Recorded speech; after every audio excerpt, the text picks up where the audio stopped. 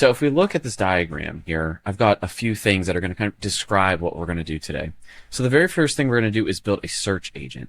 This is going to search the web for, in our case, Nathan Fielder videos and generate a list of those videos. We're then going to take this list of videos and pass it on to our video editing agent. So the way that we'll do that is upload the videos to Video Jungle, have Video Jungle analyze them, and then generate a video edit. Now, sounds like a lot, and I think the best way to think about it is to kind of just jump right into the code and see how this works. So the very first thing we do is we're going to be using Pydantic. Pydantic is a very cool Python first agent framework. And here we can see what I have to import in order to be able to use it. So I'm going to use the agent. I'm going to use usage limits, which is going to let me limit the amount of times that my agent can call an LLM and kind of manage the maximum cost that I can have. I'm going to import the Anthropic model, and I'm going to import MCP Server Studio. And so this is going to let me use standard I/O in order to communicate with my MCP server. The way that I'll authenticate them is by setting some environment variables. And so you can see these are set here. I have my Video Jungle API key and my Serper API key. Those are the two MCP servers I'm going to use. I also pull in the Video Jungle Python library because we're going to be creating a project and uploading these videos into it. I also import Pydantic's base model and field. That's going to allow me to tell the agents how to respond so that I can have Python objects that I can use immediately after running the agent. So one of the other things that's really confusing potentially about agents is knowing what they're doing. And so for that, Pydantic incorporates Logfire. Logfire is an observability framework that's going to let us see exactly what's happening with our agent in real time. And the way we configure it is very straightforward. We just do this logfire.configure.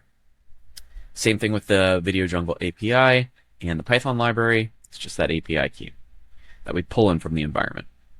Oh, and if you don't know about environment variables, so over here I'm in the terminal, right? And I can set configuration within the environment by typing export vj underscore API underscore key equals, and then whatever I want to set that to.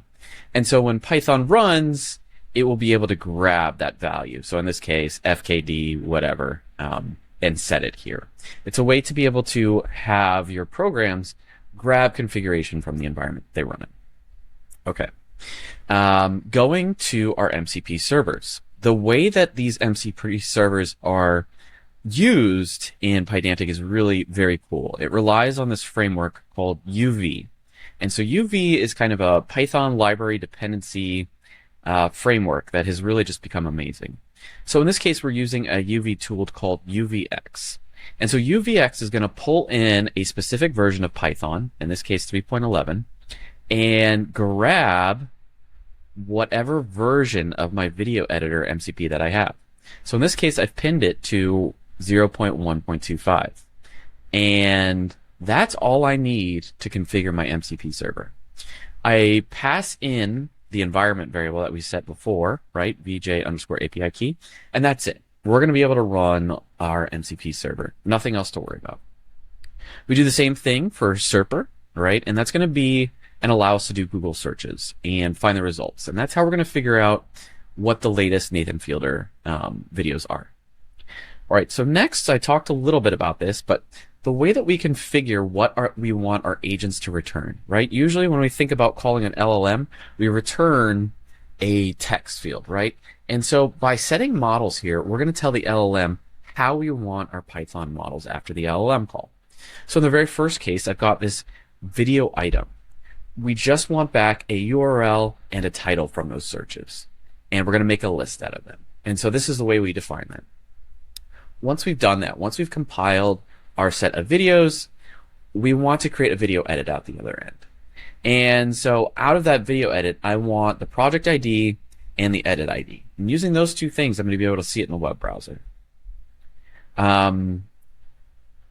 Our model, right? This is what the agent is going to run on a loop, on a graph, and use in order to combine with these tools. It makes a lot more sense if we just kind of look at how we've defined our agents. And this right here is all it takes to define an agent. We set our model, a system prompt. In this case, there's a couple things that I really want to be specific about, and so I call them out, right? I say that I only want to use the assets in the project.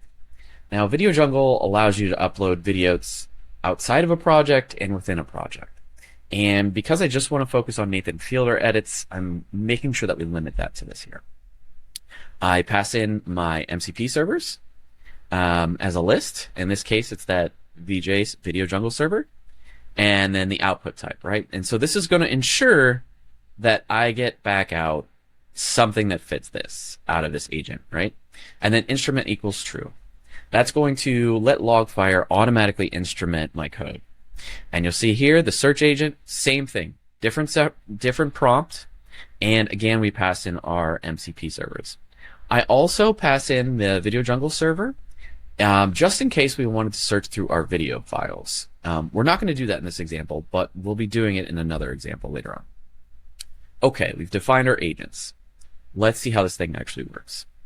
Async with search agent.run MCP servers. This is going to call out and run these commands that we've set up here. And so each of these MCP servers is going to be a separate command that gets run. When we do this async with, it's going to spin those up, and then it's going to start running this agent. In this case, can you search the web for the newest clips of Nathan Fielder? I'd like a list of 5 URLs with video clips. It's May 15th, by the way, and Nathan is doing a show called The Rehearsal. And I'm going to save this now. And then usage limits.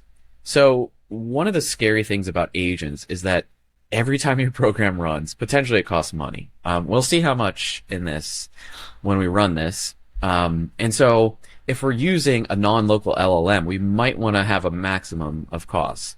So in this case, I've said 5 LLM calls. We'll see how that works in just a second. Okay, so once we've grabbed all of those videos, we're going to create a project. Now this is just using the Video Jungle library, the Python library. And I'm going to get back a project object from that. I'm going to use that in order to upload assets into that project. So the very first thing that we'll do is iterate over all of these results. So I said that I get back a Python object from the agent, right? And if we scroll back up, it's going to make sense. So videos, right? That's the type that we want, and it's a list of these video items. So down here, result.output.videos. So that file is going to live in result.output. And so we're going to iterate over each of those videos. So we're going to fix the title because sometimes they have wild characters, and make a safe title.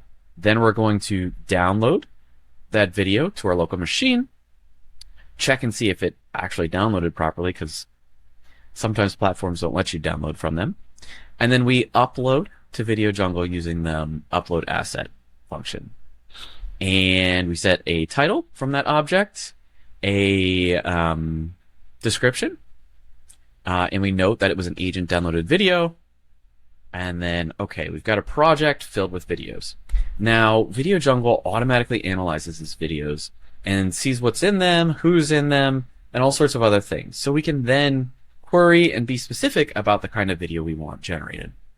And so now we sleep here.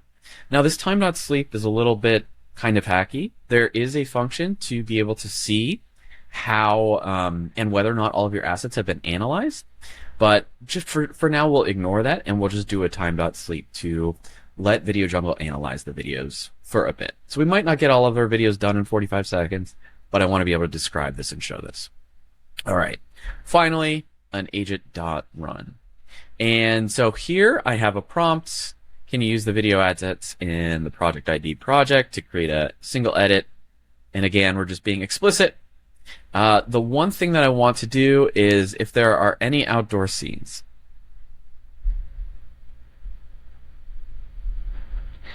show them first. And only use the assets in this project.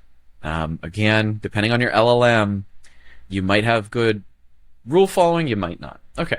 And then the final thing that we can do here is open it in the web browser. So if I run this agent now, uv run agent.py, we're going to kind of see how this whole thing works. And down here, this async.io import main. This just allows us to execute it from the command line, from that UV agent run. And so now I get this URL. This is the Logfire URL, and it's going to let me see what my agent is doing and all of the tools it's calling. So in this case, the tool it called first is Google Search, did another chat, and so there's a couple things I want to show about Logfire. So the very first is I can see the costs, right? And I talked about the costs being real every time you run your application.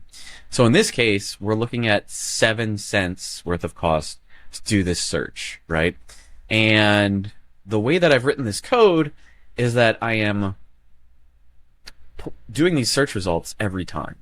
And so if I cared, I could save these search results somewhere upon every tool call, right? So I'm not, when developing recall these tools every time. But in this case, 7 cents to run my code maybe seems reasonable, maybe not.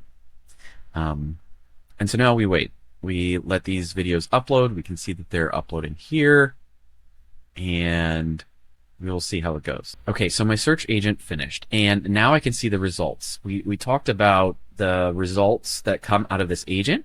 I can see them, right? I have title, URL, looks like an Instagram reel, a TikTok video, an HBO video, a YouTube video, and another TikTok video. So we have an interesting mix of user-generated content and kind of corporate content. And so now I can see my edit agent has started running. And in my edit agent, I can see the very first thing that it does is call to my get project assets tool, which is going to return a set of analysis from it, right? Yep. And even as I'm going through it, the edit pops up. And so now we should hopefully see the very first video does not appear to be outside. It's the scene with Nathan being completely unhinged. Second scene also does not appear to be outside. Third scene is not outside, actually. This is indoors. Just in the episode. Third scene, also indoors. Final scene also appears to be indoors. So we didn't find any outdoor scenes, so we didn't really see in this case whether or not it followed commands. So from here, there's a few things I could do. I could edit this, I could add more videos, and pick other scenes that I want to add, or, there you can see that it's actually inside. Or we could just render it. And so in this case, I'll render the video. This is another thing we could have just done from the agent. And so now I've got a rendered video happening now. Let's go back over to the agent and let's see the final result that we got out of our agent running. Scroll down. Final result. I have a project ID and an edit ID. So this is just like a very first pass at what's possible with video agents and agents more generally. In the next video, I'll show how to create a voiceover and add it to this video using some analysis of the video in order to generate a description for what's happening. But yeah, thank you so much.